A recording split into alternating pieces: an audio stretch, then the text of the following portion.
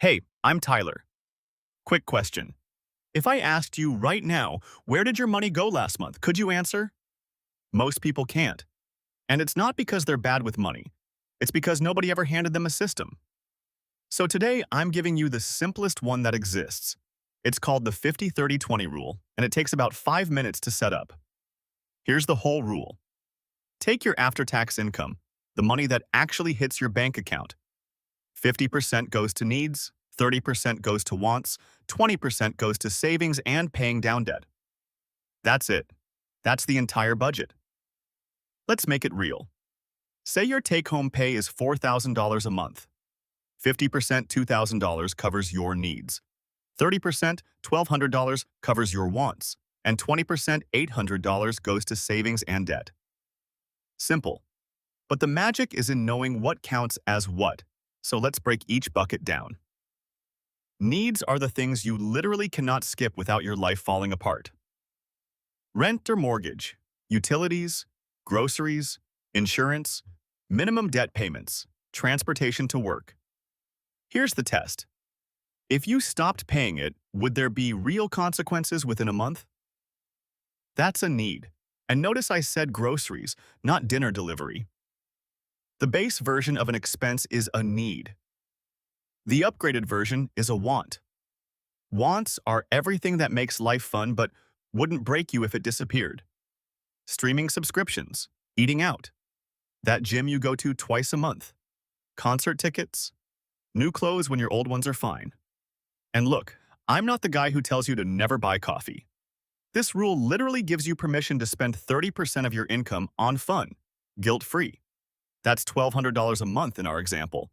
The rule isn't about deprivation, it's about spending on purpose. Now the bucket that changes your life? 20% to savings and debt. In our example, that's $800 every single month. Where should it go? First, build a starter emergency fund. 1 month of expenses.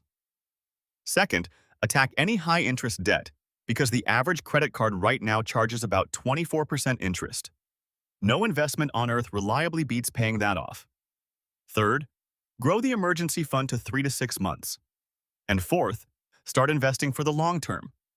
And please do not let that savings sit in a regular savings account. The national average savings rate right now is 0.61%, not even 1%. Meanwhile, high-yield savings accounts are paying around 4% or more, and one-year treasury bills are just under 4%. Same money, same safety, roughly 6 times the interest. Moving your emergency fund to a high-yield account is a 5-minute task that pays you every month forever. Now, real talk. What if your needs are way more than 50%? If you live in an expensive city, rent alone might eat 40%. You're not broken, and the rule isn't useless. Adjust it. Maybe you run 60-20-20 for a while.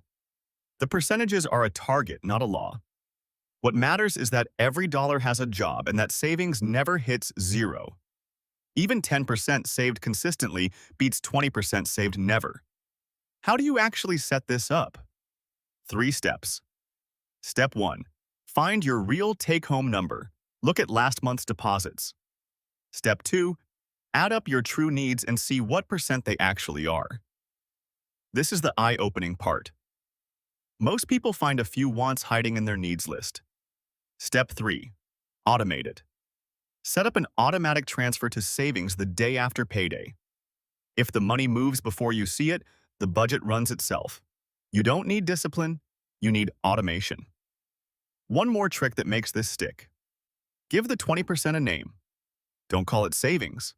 Call it the Freedom Fund, the House Deposit, the Quit My Job Fund. Money with a name is money you don't touch. So here's your homework. Tonight, 10 minutes. Pull up last month's bank statement, sort everything into needs, wants, and savings, and see what your real percentages are.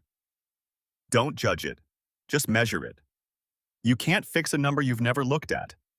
If this helped, subscribe and hit the bell because next week I'm breaking down credit scores, the 5 exact things that move your number and the myths that keep it low. I'm Tyler. This was Money Without the Jargon, and I'll see you in the next one.